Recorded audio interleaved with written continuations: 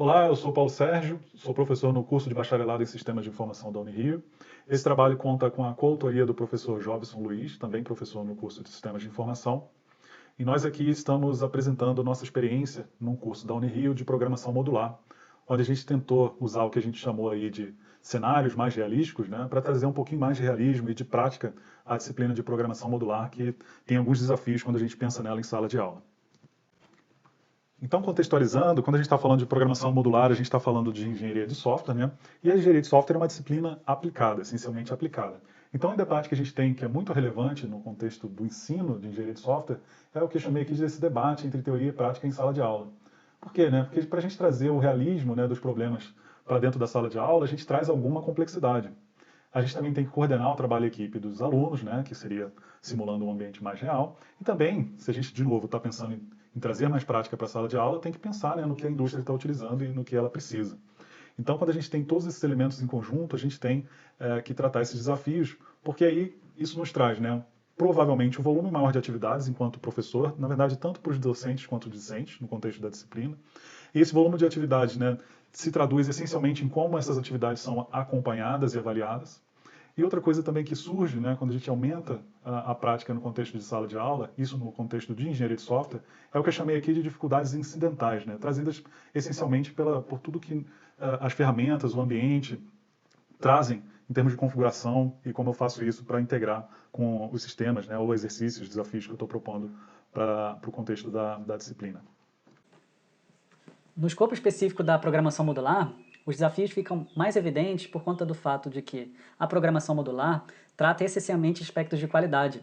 E aí, na programação modular, a gente está falando principalmente em manutenção e reutilização, quando a gente divide os sistemas em módulos, né, e isso traz facilidade, né, um aumento da qualidade nesses aspectos. E aspectos de qualidade normalmente são só percebidos ao longo do tempo, então como é que a gente traz isso para a sala de aula?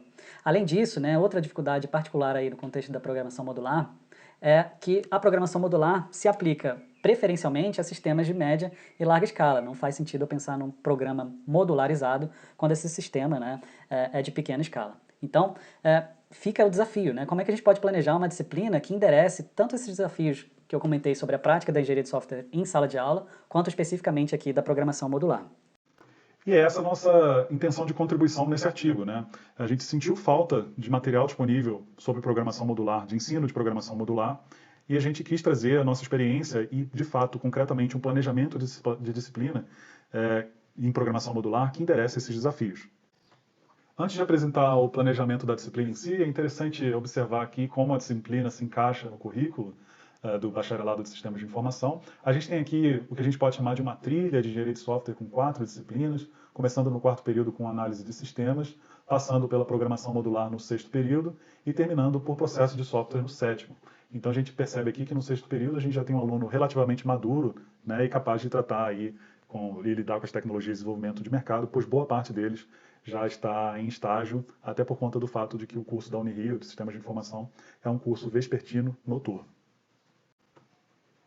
Então aqui nós temos o planejamento de ensino da disciplina, ele foi fundamentado na abordagem baseada em projetos. É bom comentar aqui também que a gente está no contexto do ensino remoto emergencial durante a pandemia, então a modalidade de ensino foi remota, tá? Então por isso que teve essa configuração, principalmente nesse primeiro passo aqui, já que a gente tinha menor carga horária com as atividades que a gente chama de síncrona, né, com contato direto com os alunos. Então a gente passou um conjunto de material, principalmente do livro de engenharia de software moderna, que nos ajudou bastante, para que eles pegassem os conceitos iniciais da disciplina e mais importantes que a gente ia tratar ao longo das nossas atividades. E a gente teve aqui também contatos síncronos de discussão desses assuntos e temas aqui tratados. Mas aqui essencialmente falando de teoria. Aqui é a âncora de ensino, né? Esse é um elemento importante da abordagem baseada em projetos. A gente desenvolveu parte, né, de um sistema de compartilhamento de bicicletas. No Rio de Janeiro tem o Bike Itaú, da Itaú, que tem esse serviço de compartilhamento. Então a ideia é desenvolver um sistema, só o que a gente chama de back-end, né, desse sistema. Numa segunda etapa, a gente tem a modelagem desse microserviço. A gente utilizou aqui a especificação aberta de documentação de APIs e a ferramenta chamada Swagger, ou seja, a modelagem passou essencialmente por documentar as entradas e saídas, os endpoints, né, desse microserviço. Isso foi uma atividade em grupo. A gente tem uma terceira etapa, que a gente chamou de organização da infraestrutura, onde os alunos essencialmente configuraram todas as ferramentas e ambientes para usar na construção dos microserviços, que vem nas etapas seguintes. Então, essa foi uma etapa que trouxe muita dificuldade nessa configuração dessas ferramentas. Foi o que eu chamei lá atrás de dificuldade incidental, né, que a gente trouxe quando a gente trouxe mais prática para a sala de aula. E as 3 últimas etapas aqui, essencialmente relacionadas à construção do microserviço em si, e aqui a gente está falando de atividades individuais, né? Então, essa complementaridade, né, entre atividade em grupo e individual também é um elemento importante na abordagem baseada em projetos que a gente trouxe aqui para o nosso planejamento. E aqui a gente tem uma etapa inicial de construção de microserviço, que não precisa fazer integração desses módulos, né, que são os microserviços. Em seguida, a gente tem uma etapa de integração, algum nível de revisão também, e testes. E, finalmente, um refinamento final para entregar os microserviços de forma integrada e pronta como essa entrega final.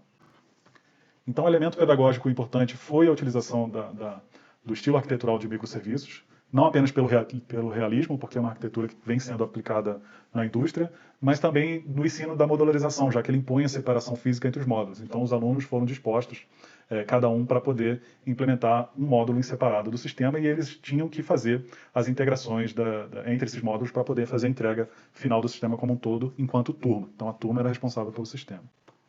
Então, aqui a gente chega na principal contribuição do trabalho, que é realmente disponibilizar todo o planejamento da disciplina de forma detalhada, semanalmente. Em cada semana a gente tem o detalhamento das atividades síncronas e assíncronas, né?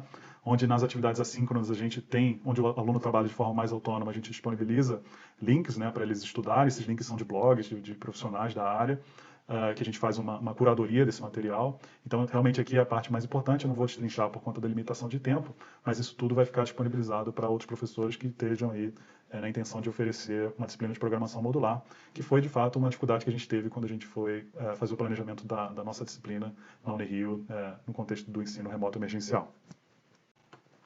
Nós utilizamos esse planejamento durante 3 períodos já, e a cada final de período os alunos como tarefa da disciplina, fizeram um relato de experiência, de aprendizagem na disciplina, onde apresentavam aspectos positivos e negativos do formato da disciplina. E, de fato, a gente considera que a experiência, no geral, foi positiva, até porque traz temas ligados à indústria, por exemplo. Mas aí a gente tem uma série de dificuldades ainda a serem equacionadas nesse planejamento, principalmente do que eu chamei de dificuldade incidental na configuração das disciplinas. Mas isso já era esperado quando a gente parte para uma disciplina de caráter mais prático na engenharia de software.